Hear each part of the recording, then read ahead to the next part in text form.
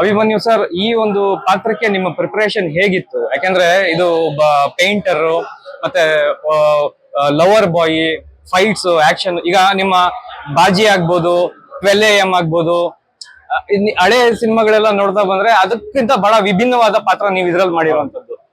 ಮತ್ತೆ ಟ್ರಾವೆಲಿಂಗು ಇದೆ, ಜರ್ನಿನೂ ಇದೆ, ಕತೆ ಜರ್ನಿಯಲ್ಲೇ ಮೇನ್ ಟ್ವಿಸ್ಟ್ ಇರುವಂತದ್ದು. ಹೇಗ್ ಪ್ರಿಪೇರ್ ಆದ್ರಿ ಸರ್ ನೀವು ಇದಕ್ಕೆ? ಸರ್, ಪ್ರಿಪರೇಷನ್ ವೈಸ್ ಕತೆನೇ ಅಷ್ಟು ಅವ್ರ ಡೈರೆಕ್ಟರ್ ಎಷ್ಟು ನ್ಯಾಚುರಲ್ ಆಗಿ ಮಾಡ್ಕೊಂಡಿದ್ರು ಅಂದ್ರೆ ಸಬ್ಜೆಕ್ಟ್ ಅನ್ನ ನಾವು ತಗೊಂತ ಓಕೆ.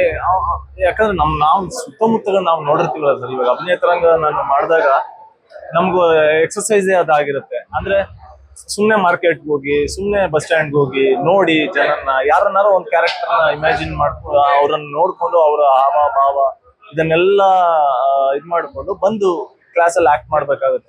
ಸೊ ಆ ತರ ನಾವ್ ಮಾಡಿದಾಗ ಒಬ್ಬ ದಿನನಿತ್ಯ ದಿನಕೂಲಿಗೆ ಮಾಡುವಂತ ಒಬ್ಬ ಹುಡುಗ, ಅವನ ಆಸೆಗಳು, ಅವನ ಜೀವನ, ಇದನ್ನೆಲ್ಲ ಓವರ್ ಆಲ್ ಒಂದು ಇದನ್ನ ತಗೊಂಡಾಗ ತುಂಬಾ ನ್ಯಾಚುರಲ್ ಆಗಿ ಡೈರೆಕ್ಟರ್ ಆ ಕಥೆನಾಗ್ಲಿ, ಆ ಕ್ಯಾರೆಕ್ಟರ್ಗಳನ್ನಾಗ್ಲಿ ಎಲ್ಲವನ್ನು ಹೆಣ್ದಿದ್ರು.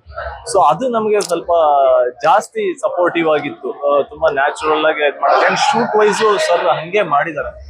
ಸೊ ಪ್ರಿಪರೇಷನ್ಸ್ ಅಂತ ಬಿಫೋರೇ ಏನು ನಾನು ತಗೊಂಡಿಲ್ಲ. ಕತೆ ಕೇಳಿದ್ಮೇಲಿಂದ ನನ್ನ ತಲೆ ಒಳಗೆ ಒಂದಿಷ್ಟು ಪ್ರಿಪರೇಷನ್ಸ್, ನನಗೆ ಏನೇನ್ ಅನ್ಸುತ್ತೆ, ಒಬ್ಬ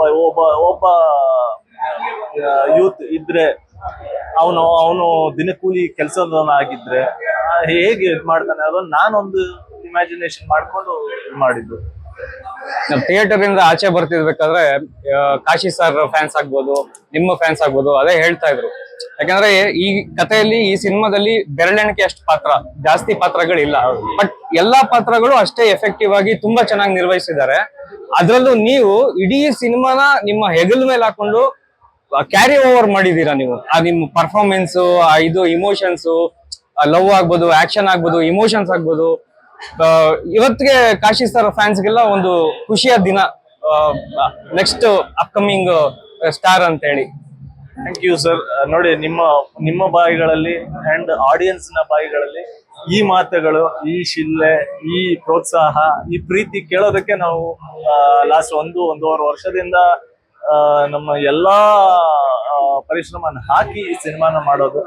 ಫೈನಲ್ ಈ ಮಾತುಗಳಿಗೆ, ಈ ನಿಮ್ಮ ಪ್ರೀತಿಗೆ, ಇದಕ್ಕೋಸ್ಕರ ಕೇಳಿದಾಗ ಖುಷಿ ಆಗುತ್ತೆ ಸರ್.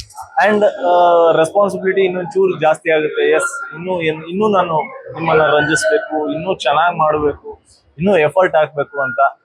Thanks sir. ಈ ಪಾತ್ರಕ್ಕೆ, ಹೀರೋಯಿನ್ ಪಾತ್ರಕ್ಕೆ ಸಾಮಾನ್ಯವಾಗಿ ಅಷ್ಟು ಈಸಿಯಾಗಿ ಯಾರು ಒಪ್ಕೊಳ್ಳಿಲ್ಲ, ತುಂಬಾ ಹುಡುಕಿದ್ರಿ, ಇದೆಲ್ಲ ಕೇಳ್ಪಟ್ವಿ ನಾವು.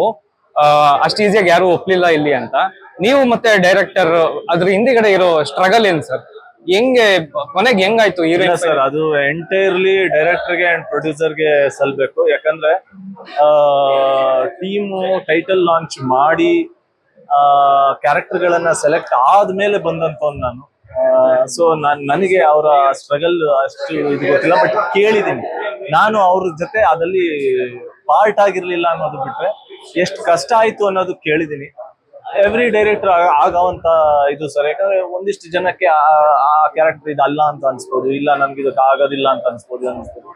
ಅಪೂರ್ವ ಅವ್ರಿಗೆ ಹೆಡ್ಸ್ ಆಫ್ ಹೇಳ್ಬೇಕು. ಆ ಕ್ಯಾರೆಕ್ಟರ್ನ ಒಪ್ಪಿ ಅದಕ್ಕೆ ಅಷ್ಟು 100% ಕೊಟ್ಟು ಆ ಎಫರ್ಟ್ ಹಾಕಿ ಅದಕ್ಕೊಂದು ನ್ಯಾಯ ಸಲ್ಲಿಸಿದ್ದಾರೆ. ಅದಕ್ಕೆ ಅವ್ರಿಗೆ ತುಂಬಾ ಧನ್ಯವಾದಗಳು ಹೇಳ್ಬೇಕು. ನಮ್ಮ ಇಡೀ ಟೀಮ್ ತುಂಬಾ ಬ್ಯೂಟಿಫುಲ್ ಆಗಿ ಮಾಡಿದ್ದಾರೆ. Thank you sir. ನಿಮಗೂ, ನಿಮ್ಮ ಸಿನಿಮಾಗೂ, ಈ ಪಾತ್ರ ನೀವು ಮಾಡಿರೋದಕ್ಕೂ ಎಲ್ಲ ಬಹಳ ಒಳ್ಳೇದಾಗ್ಲಿ. ನಿಮ್ಗೆ ಮತ್ತೆ ನಿಮ್ ಸಿನಿಮಾಗ ತುಂಬಾ ಸೂಪರ್ ಸಕ್ಸಸ್ ಆಗ್ಲಿ, ಜನ ಎಲ್ಲ ಇಷ್ಟಪಡ್ಲಿ. Thank you sir.